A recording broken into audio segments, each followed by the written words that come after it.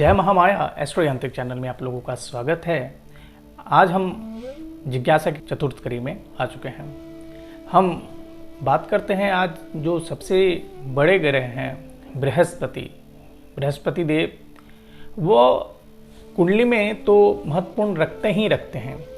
उसी प्रकार हम लोग जो धरती पर रहते हैं वहाँ पर जो आने वाले ब्रह्मांड से धूमकेतु जो पृथ्वी की तरफ आते हैं उसको देवगुरु बृहस्पति, ग्रहों में विशालकाय जुपिटर, उनको अपने गुरुत्वाकर्षण के अनुरूप वह अपने तरफ खींच लेते हैं, जिससे पृथ्वी पर आने वाले अनेक संकट को रोकते हैं। वह वहाँ पर रोकते ही हैं। उसी प्रकार कुंडली में भी यह बहुत ही महत्वपूर्ण है। कहते हैं कि गुरु कुंडली में उतना ज़्यादा खराब फल नहीं देता है, गुरु हमेशा अच्छे ही फल देते हैं। लेकिन यह अपवाद भी है, और कुछ अपवाद यह भी है कि गुरु जब अकेला रहते हैं तो उस भाव का नाश करते हैं। ऐसा नहीं है, वो नाश नहीं करते हैं।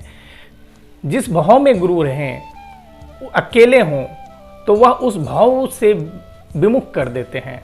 आप जान सकते हैं कि जब आपके पास सब कुछ बहुत ज़्यादा अधिक मात्रा में हो तो आप उस चीज़ के विमुख हो जाते हैं। जैसे मिठाई वाला अगर मिठाई का दुकान करता है तो उसे मिठाई से विमुख हो जाते हैं। उसी प्रकार अगर कोई भी अन्य काम करते हैं तो उन्हें इतना ज़्यादा हो जाता है कि वो उससे दूर चले जाते हैं, दूर भागने लगते हैं। वही कार्य गुरु भी करते हैं। जिस भाव में अकेले बैठ जाएं उस भाव से उतनी ज़्यादा सुख नहीं मिलती है। यह एक अपवाद भी है। अब अगर देवगुरु बृहस्पति किसी की कुंडली में अस्त हो जाए, वक्री हो जाए, या किसी पाप ग्रह से पीड़ित हो तो क्या होगा? वह जो समस्याएं हैं वो विवाह से लेकर समस्या, पेट से रिलेटेड समस्या, पिता से रिलेटेड समस्या, धर्म के रिलेटेड समस्या, समाज से रिलेटेड समस्या, कार्य के रिलेटेड समस्या, व्यवसाय से रिलेटेड समस्या प्रदान करते हैं। संतान सुख भी वहाँ पे देखते हैं बृहस्पति देव से। देवगुरु बृहस्पति का बहुत सारे मुख्य कारक हैं जो कि कुंडली में सबसे ज़्यादा अधिक प्रभावशाली हैं। अब हम बात करते हैं कुंडलियों पर। तो सबसे पहले हमारे पास जो कुंडली आई है आशीष जी का है चाईबासा से। इनका जन्म 24 सितंबर 2005 को रात के 11:33 पर हुआ है। इनकी जो लग्न है वह मिथुन है और इनकी राशि, जन्म राशि भी मिथुन ही है। इनके लग्न में चंद्रमा है, शनि इनके द्वितीय भाव में है, और जो कि वहाँ से तृतीय दृष्टि से चतुर्थ भाव को देख रहे हैं, सब अष्टम भाव को देख रहे हैं और एकादश भाव को देख रहे हैं।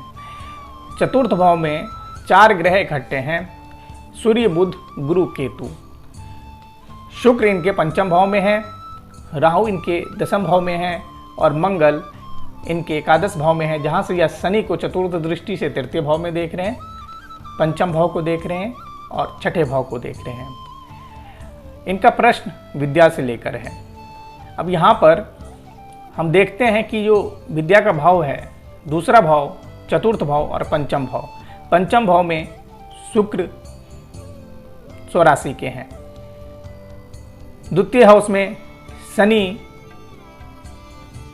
जो कि इस कुंडली में नवमेंस है, त्रिकोणाधिपति हैं और सेकेंड हाउस में बैठे हैं। चतुर्थ भाव सूर्य, बुध, गुरु, केतु के साथ है। और इनकी नवमांश कुंडली में शनि का नवमांश आता है और शनि इस कुंडली में दसम भाव में है। चतुर्विंशांश में भी हम यहाँ पर देख रहे हैं, जो चतुर्विंशांश के स्वामी हैं वह है सूर्य, पंचम सिंह राशि का बन रहा है यहाँ पे, और सूर्य यहाँ पे छठे भाव में चले गए हैं। तो यानी जो लग्न का स्वामी है वह नवमांश के स्वामी के मित्र हैं, लेकिन वह चतुर्विंशांश से विद्या विचार पर वह मित्र नहीं है और वह अपने शत्रु राशि शनि की राशि में पहुँचे हुए हैं। यहाँ पे पंचमेश जो कि शुक्र है, इस हाउस में नवमांश में या तृतीय हाउस में बुध के साथ है। इनको जो पढ़ने का तरीका होगा, अगर यह खेल खेल में पढ़े तो बहुत ही अच्छा होगा। इनमें कैपेबिलिटी है कि यह जो भी याद करते होंगे इनको याद हो जाता होगा, क्योंकि इनका चतुर्थ भाव जो कि सूर्य, बुध, गुरु तीनों से युक्त हैं और वह चतुर्थ भाव में है। और यहाँ पर चतुर्विंशांश में भी देखते हैं कि शुक्र पंचम भाव में है। तो इनका हायर स्टडीज़ का योग बनता है, हायर स्टडीज़ ये करेंगे, हायर स्टडीज़ में इनको कोई प्रॉब्लम नहीं होनी चाहिए। लेकिन इनका जो एक मिडल स्टडीज़ है, अगर कह सकते हैं बाल्यकाल में इनको माता पिता के थ्रू अच्छे स्कूल में भेजा गया होगा, क्योंकि यहाँ पर 9th के लॉर्ड हैं और वह यहाँ पे 2nd हाउस में है, तो पारिवारिक जो प्रारंभिक शिक्षा है वो बहुत अच्छी हुई होगी। लेकिन शनि के कारण यहाँ पर यह उतना ज़्यादा अच्छा रिजल्ट नहीं दिया होगा। शनि अपने तृतीय दृष्टि से जब चतुर्थ भाव को देखते हैं, वहाँ पर सूर्य हैं, बुध हैं, गुरु, केतु हैं, जो कि कन्या राशि में हैं। कन्या राशि में बुध यहाँ पर उच्च के हो जाते हैं और बुध की डिग्री यहाँ पर 13 डिग्री 15 मिनट है। गुरु इनके शत्रु राशि में है, केतु और सूर्य यहाँ पर विघ्न पैदा करता है, विघ्न डिस्टरबेंस करता है एजुकेशन में, मिडिल एजुकेशन में बोल सकते हैं इनको कि स्कूलिंग एजुकेशन में इनको डिफ़िकल्टीज़ का टाइम होगा। और इनकी दशा जो चल रही है वह राहु में शुक्र की दशा चल रही है, जो कि अक्टूबर 2022 तक रहेगा। उसके बाद सूर्य और चंद्रमा मंगल इनके एकादश भाव में होकर पंचम भाव को देख रहे हैं, तो यहाँ पर भी एजुकेशन से इनको बेनिफिट मिलेगा। फिलहाल जो अभी का समय चल रहा है, राहु में शुक्र में राहु, जो कि 21 अप्रैल 2021 तक था। उसके बाद राहु में शुक्र में गुरु 15 सितंबर 2021 तक। तो इनको एजुकेशन के तरफ से सही रहेगा अगर यह प्रेम प्रसंग में नहीं पड़ते हैं। तो अगर यहाँ पे थोड़ा सा भी इनका ध्यान या भटक गए तो इनको एजुकेशन में बहुत सारी समस्या हो सकती है। वैसे इनकी जो जन्म कुंडली है उसके हिसाब से इनका चार्ट अच्छा है।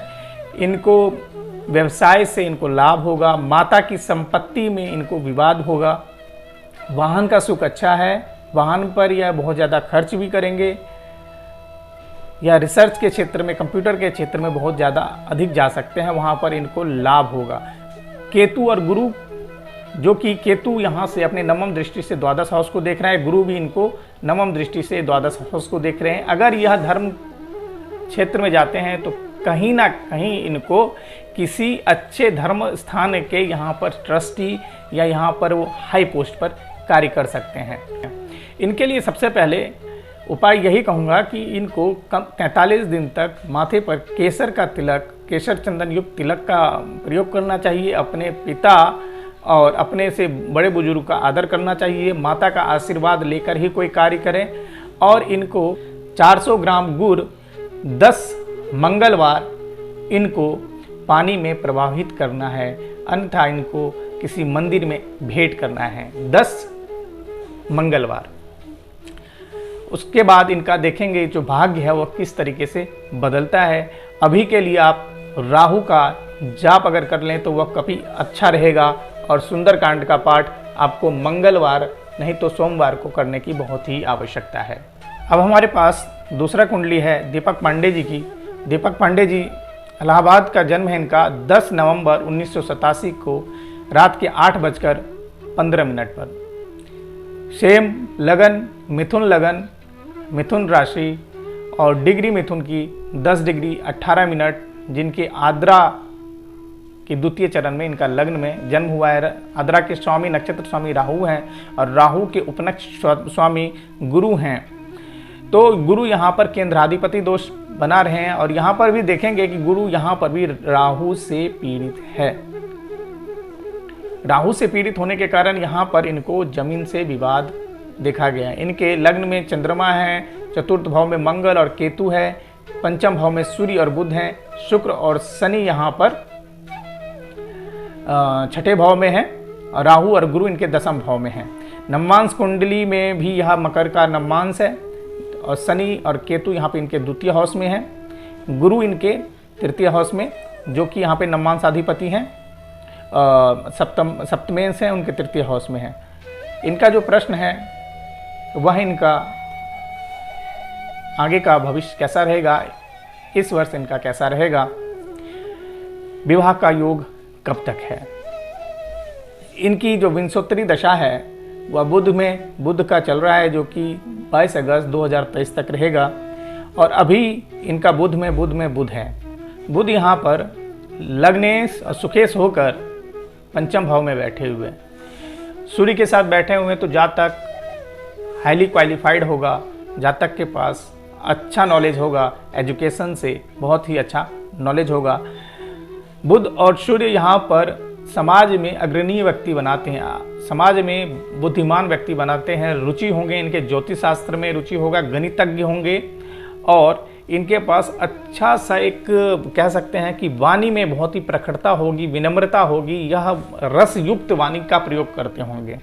समाज में जहाँ पर भी जाएंगे वहाँ पर एक अपना अमिट छाप छोड़ेंगे। लेकिन यहाँ पर गुरु और राहु इनके दशम भाव में हैं। गुरु पंचम दृष्टि से चतुर्थ भाव को देख रहे हैं और राहु भी वहाँ पर पंचम दृष्टि से चतुर्थ भाव को देख रहा है, सप्तम भाव को देख रहा है और यहाँ पर छठे भाव को देख रहा है। तो इसका अर्थ यही है कि इनके भी जमीन विवाद होंगे, इनके पिता की तरफ से जो भी जमीन होगा उसमें विवाद होगा। ये महत्वाकांक्षी होंगे, यह पैसे के लिए बहुत ही ज़्यादा सोचते होंगे और कार्य करेंगे। इनको बिजनेस से फायदा होगा, बिजनेस पत्रकारिता में इनको बहुत ही ज़्यादा फायदा होगा। मंगल और केतु चतुर्थ भाव में माता को प्रॉब्लम, माता को कष्ट, इनको भी हार्ट से रिलेटेड समस्या होने की संभावना है। और अभी जो बुध में केतु आएंगे तो उस वक्त इनको थोड़ा सा कह सकता हूँ हल्का सा डिप्रेशन या हल्का सा कार्य के क्षेत्र में थोड़ा सा कमी महसूस होगी, स्ट्रगल महसूस होगा। इसके लिए इनको ध्यान रखने की आवश्यकता है। जो केतु का नक्षत्र है वह सूर्य है और उनके जो सब लॉर्ड है, नक्षत्र के स्वामी हैं, वह बुध हैं। तो आप बुध को स्ट्रॉन्ग कीजिए। बुध के लिए आप अंगूठी नहीं धारण करना है, आपको अंगूठी नहीं पहनना है, लेकिन बुध का मंत्र का जाप कर सकते हैं, गुरु का मंत्र का जाप कर सकते हैं। आपके लिए करियर वाइज बहुत ही अच्छा रहेगा। विवाह का योग इस वर्ष आपके शुक्र की अंतर्दशा में होने की संभावना है। शुक्र और चंद्रमा की जो अंतर्दशा है उसमें ज़्यादा चांसेस हैं। तो आपका जो सितंबर के आसपास आपका विवाह का योग बनता है, सितंबर के बाद विवाह के लिए आपका एक अच्छा योग रहेगा और यह योग आपके जून 2022 तक काफ़ी ज़्यादा प्रबल है। आपकी विवाह इस समय हो सकता है। वैवाहिक लाइफ के बारे में बात करूंगा। वैवाहिक लाइफ आपकी उतनी ज़्यादा अच्छा नहीं है क्योंकि यहाँ पे जो गुरु हैं वह पीड़ित हैं और शनि आपके, शुक्र और शनि आपके छठे भाव में है। शनि जो कि प्रेम भाव का स्वामी, पंचम भाव के स्वामी, वो शनि के साथ पीड़ित हैं और वह अपने से द्वादश भाव को देख रहे हैं। तो यह भी है कि आपको उतना ज़्यादा एक्सपेक्टेशन है, जितनी ज़्यादा आपकी उतना ज़्यादा अच्छा नहीं रहेगा आपका विवाहिक लाइफ। बाकी जो गोचर कुंडली के हिसाब से अगला साल आपके लिए ठीक रहेगा। समय बिल्कुल बराबर रह सकता है, बैलेंसिंग रह सकता है कि 2 महीने अच्छे 1 महीने खराब, 2 महीने अच्छे 1 महीने खराब की समस्या रहेगी। कार्य क्षेत्र के अनुसार आपका अच्छा रहेगा। थोड़ा सा परेशानी का समय आपके लिए जुलाई अगस्त का रह सकता है। परिवार में कोई बीमार हो सकते हैं तो थोड़ा सा सचेत रहने की आवश्यकता है। बाकी आपकी कुंडली बहुत ही अच्छी है, यह कुंडली अच्छी मानी जाती है। हमारे पास तीसरा प्रश्न अब रितिका श्रीवास्तव जी किया है। इनका जन्म 17 सितंबर 1991 को जौनपुर उत्तर प्रदेश में हुआ है। इनका प्रश्न विवाह से है और यहाँ पर हम देखते हैं सिंह लगन की कुंडली है और सूर्य, गुरु, बुध इनके लगन में हैं। शुक्र इनके द्वादश भाव में है। केतु यहाँ पर एकादश भाव में है जो कि पंचम भाव को देख रहा है। पंचम भाव में राहु और चंद्रमा हैं। केतु वहाँ से पंचम भाव, तृतीय भाव और सप्तम भाव को भी देख रहे हैं। शनि इनके सप्तम भाव, छठे भाव में है जो कि सप्तम भाव के स्वामी भी हैं और स्वराशि में हैं। मंगल इनके द्वितीय हाउस में है। द्वितीय हाउस से वह पंचम हाउस को भी देख रहे हैं, अष्टम हाउस को भी देख रहे हैं, नवम हाउस को भी देख रहे हैं। नवमांश के स्वामी और लगन के स्वामी दोनों मित्र हैं यहाँ पर और नवमांश में भी सूर्य लगन में ही है। इनकी जो दशा चल रही है वह चंद्रमा की दशा चल रही है, चंद्र में गुरु की दशा चल रही है। तो रितिका जी, मैं पहले आपको कहना चाहता हूं कि आपके चेहरे में बाएं तरफ से कहीं ना कहीं लाल निशान होना चाहिए, चेहरे पर भी कहीं चोट का निशान होना चाहिए और आपकी जो भाई बहनों की संख्या है वह 3 या 3 से अधिक रहने की संभावना है। यहाँ पर सूर्य, गुरु, बुध आपके लगन में सबसे अच्छा योग का निर्माण कर रहा है। यहाँ पर गुरु थोड़े से और डिग्री में अच्छे रहते तो जरूर ही IRS का योग आपके कुंडली में दिखता है। आपका जो एजुकेशन है वो बहुत ही अच्छा होगा। आपके एजुकेशन में कोई प्रॉब्लम नहीं होनी चाहिए, लेकिन चंद्रमा और राहु यहाँ पर एजुकेशन में एक बार प्रॉब्लम देता है, कहीं ना कहीं एक बार रुकावट देता है, आप गैप आ जाता है। लेकिन आपकी हाईली क्वालिफिकेशन एजुकेशन होगी, आप बहुत ही अच्छे आपका क्वालिफिकेशन बहुत ही अच्छा होगा, आप बहुत ही अच्छे अपने लाइफ में भी करेंगे। राजनीति से, राज्य सरकार से आपको बहुत ही फायदा होगा। आप यदि सरकारी नौकरी की तैयारी करते हैं तो आपको सरकारी नौकरी के भी चांसेस हैं कि आपको सरकारी नौकरी भी मिले। माता की हेल्थ की इशू हो सकती है, माता आपके बीमार रह सकते हैं, आपको गले से रिलेटेड नहीं तो पेट से रिलेटेड समस्या संभावना है कि वो अधिक रहे, और माता की हेल्थ की इशू रहेगी ही रहेगी। यहाँ पर केतु देख रहे हैं, केतु आपके सप्तम भाव को देख रहा है और पंचम भाव को देख रहा है। अगर प्रेम प्रसंग में ना फंसे तो आपकी लाइफ बहुत अच्छी रहेगी। प्रेम प्रसंग में फंसने के चांसेस हैं, यहाँ पर आपको थोड़ा बहुत कह सकते हैं कि समाज में, सोशल लाइफ में आपको थोड़ा सा एक पद की हानि हो सकती है। तो आपसे वही कह सकता हूँ कि आपको प्रेम प्रसंग में ना पड़े, अच्छा रहेगा। विवाह के लिए समय आपका आ चुका है, यह लगन अब सबसे अच्छा है आपके लिए। जो विवाह का टाइम है वह कह सकता हूँ कि अगस्त से लेकर आपके पास नवंबर तक का सबसे अच्छा समय है विवाह के लिए। विवाह के लिए यह वर्ष सबसे अच्छा है माना गया है, क्योंकि गोचर में भी गुरु आपके सप्तम भाव में आ गए हैं और आपके लगन कुंडली में वह लगन में है और वो सप्तम दृष्टि से देख रहे हैं। शनि यहाँ पर थोड़ा सा विलंब विवाह करवाता है, लेकिन 28 वर्ष के बाद विवाह की होने की संभावना अधिक रहती है। आप 30 वर्ष के हो गए तो विवाह का योग भी है इस वर्ष काफ़ी ज़्यादा है। अगर नवंबर स्टार्टिंग से आपका विवाह नहीं होता है या विवाह का कहीं पर बात नहीं बनती है तो थोड़ा सा विवाह विलंब हो सकता है। फिर आपका जो चंद्र में शनि की दशा चलेगी उस वर्ष आपका विवाह होने की संभावना, उस समय में विवाह के फिर से प्रबल योग बनेंगे। आपके फिर 2023 के आसपास आपका विवाह होने की संभावना है। विवाह का जो दिशा है वो आपका उत्तर और पश्चिम की तरफ हो सकता है। आपके विवाह जिधर होगा वो रिच फैमिली होंगे, पैसे से धनी होंगे, उनका मकान होगा वह थोड़ा सा पुराना हो सकता है, नौकर चाकर होंगे वहाँ पे, और आपका जो विवाह का जो डिस्टेंस है आपके जन्म स्थान से वह 80 से 100 किलोमीटर के अंतर्गत हो सकता है। तो ऑल ओवर आपकी कुंडली या विवाह का सुख, विवाह के सुख के लिए यही वो कहूँगा कि आपका थोड़ा सा उतना ज़्यादा अच्छा नहीं दिख रहा है, सामंजस्य नहीं बन रहा है। हो सकता है कि विवाह जहाँ पे भी हो या कार्य क्षेत्र के कारण आप दोनों के मध्य थोड़ी सी दूरी बन सकती है। बाकी ऑल ओवर जो आपके चार्ट है वो बहुत ही अच्छा है। अगली कुंडली हमारे पास बिलासपुर से है, जातिका का, जिनका जन्म 3 नवंबर 1986 को हुआ है 14:47 पर। इनको अपने पास्ट लाइफ का रिक्रिएशन करवाना है कि वह किस संदर्भ से इनका इस वर्ष या इस जन्म में इनका लिंक बैठ रहा है। तो मैं यहाँ पर देख रहा हूँ कि आपका, हमारे पास यहाँ पर दोनों चार्ट हैं, लग्न कुंडली भी है और मैंने यहाँ पर लास्ट जो पास्ट बर्थ है 9th हाउस को, उसको मैंने लग्न बनाकर इस लाइफ से जोड़ने का प्रयास कर रहा हूँ। यह एक संभावना ही है, इस पर सटीकता उतनी ज़्यादा है या नहीं है वो आप पे डिपेंड करता है। अस्तु यहाँ पर हम देख रहे हैं जो कि इस समय लग्न के जो नवमांश हैं वह आपके पुराने जन्म में आपका लग्न था और लग्न में सूर्य और शुक्र युति है और द्वितीय हाउस में शनि बुध चंद्रमा की युति है, चतुर्थ हाउस में मंगल उच्च के हो जाते हैं, गुरु यहाँ पर पंचम हाउस में होता है, राहु यहाँ पर छठे हाउस में है और केतु यहाँ पर द्वादश हाउस में है।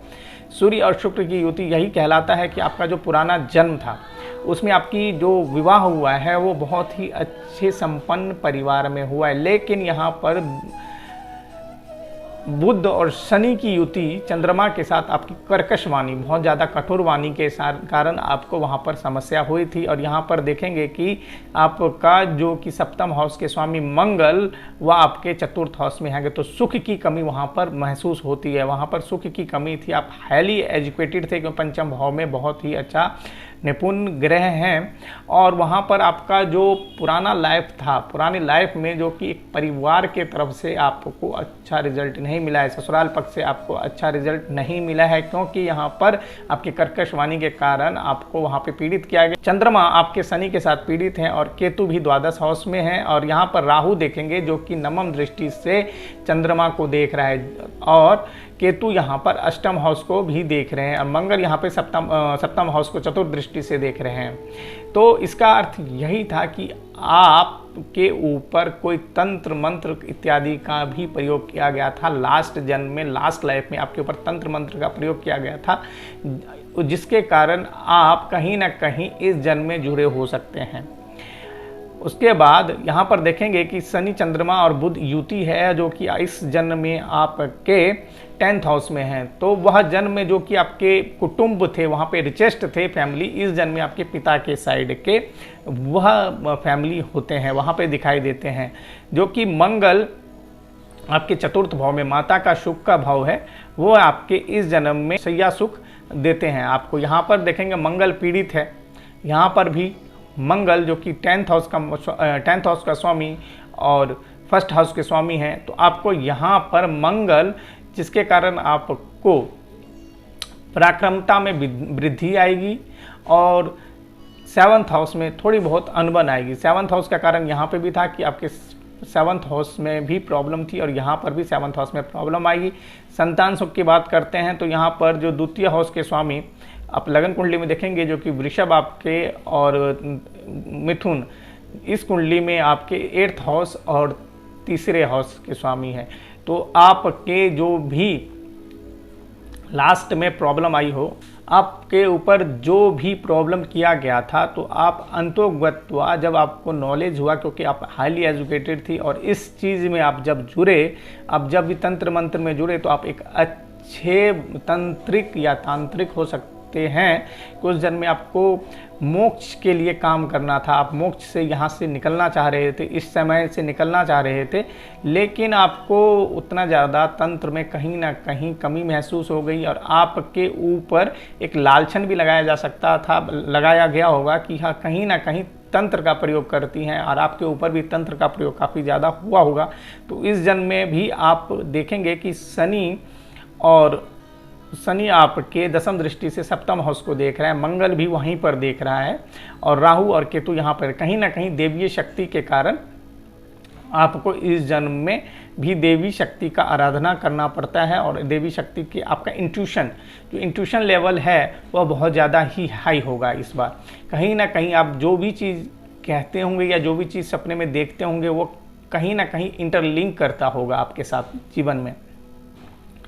तो आपका जो पिछले जन्म का जो कुंडली के हिसाब से मैं यही कहूँगा कि आपके पुराने जन्म में आप एक अच्छे परिवार में जन्म लिए थे और सुखी संपन्न परिवार में थे। आपका विवाह भी बहुत अच्छे परिवार में, खानदान में हुआ, लेकिन आपकी कर्कश वाणी के कारण आपके ऊपर आरोप लगाया गया कि कहीं ना कहीं आप तंत्र मंत्र का प्रयोग करते हैं और आपकी मैरिड लाइफ उतनी अच्छी नहीं थी, जिसके कारण आपको लगा कि उन लोगों को लगा होगा कि तंत्र मंत्र का प्रयोग करते हैं और आपकी आराधना या आपकी सेवा जो भी बीच में बंद करवा दी होगी। और यहाँ पर इस जन्म में भी आपको उसी इच्छा के साथ आपको आगे करने की देवी शक्ति की आप आराधना थे कुलदेव, वहीं पर उसको बढ़ाने के लिए इस जन्म में आपको कार्य करना पड़ रहा है। और यहाँ पर जो प्रेम भाव में गुरु थे वो आपके लग्न भाव में हैं, तो इसको यही दर्शाता है कि इस जन्म में आपको परिवार को, आपके जो 7th हाउस है वहाँ पे ससुराल को, संतति को अच्छा सा सेवा, अच्छा सा ज्ञान, अच्छा सा मार्ग प्रदर्शन बनकर इस जन्म में आपके लिए रहने के लिए आपने इच्छा की थी, जिसके कारण आपको यह जन्म मिला है। और जो 2nd हाउस में आपको उतना ज़्यादा सुख परिवार नहीं मिला था, तो इसलिए आपको परिवार जो कि फादर के तरफ से कुटुंब परिवार आपको इस जन्म में बहुत ही अच्छा मिला है। और यहाँ पर जो माता की प्रॉब्लम थी या इन लॉज की प्रॉब्लम था, तो वहाँ पर भी देख रहे हैं कि उतना ज़्यादा अच्छा नहीं था। वहाँ पर इन लॉज के कारण आपको प्रॉब्लम की समस्या थी जो कि आपके 12th हाउस में है, तो यहाँ पर आपके 7th हाउस में भी प्रॉब्लम दिखता है। तो यही था, लेकिन आप का जो एक समस्या है वह हेल्थ से रिलेटेड समस्या इस जन्म में भी दिखता है, लास्ट जन्म में भी दिखता है। उसके लिए आपको गुरु और मंगल को थोड़ा सा मजबूत करने की यहाँ पर मैं सलाह देता हूँ। गुरु के लिए आप गुरु का मानसिक जप किए और चंद्रमा को यहाँ पर जप करते हैं, तो चंद्रमा को यहाँ पर भी देखेंगे। चंद्र और बुध की युति के कारण यहाँ पर कहीं ना कहीं आप में जो कलात्मकता है, कहीं ना कहीं आत्मविश्वास की जो कमी है, वह चंद्रमा के जाप के थ्रू या चंद्रमा के कारण मजबूत किया जा सकता है। तो चंद्रमा, गुरु और मंगल की आराधना आपके लिए बहुत ही ज़्यादा अति लाभदायक होगा। इसके साथ आज के जो कार्यक्रम है उसको मैं यहीं पे विराम देना चाहता हूँ। आपका भी कोई प्रश्न हो तो आप कमेंट बॉक्स में जाकर लिख सकते हैं। उसके बारे में मैं जब भी जिज्ञासा की अगली कड़ी आएगी उसमें प्रश्न का उत्तर देने का प्रयास करूंगा। और ज्योतिष के इच्छुक व्यक्ति आई बटन पर जाकर प्लेलिस्ट में जाकर ज्योतिष के बारे में समझ सकते हैं, और जो कि ज्योतिष की तकनीकी है उसको सरलता ढंग से आसानी से समझने का प्रयास हम करवा रहे हैं। हमारा काम ही है कि मानव कल्याण के लिए एक कदम जो हमने उठाया है उसको हम निरंतरता के साथ बढ़ते रहें आगा। तो तब तक के लिए आप लोग स्वस्थ रहें, स्वस्थ रहें। धन्यवाद।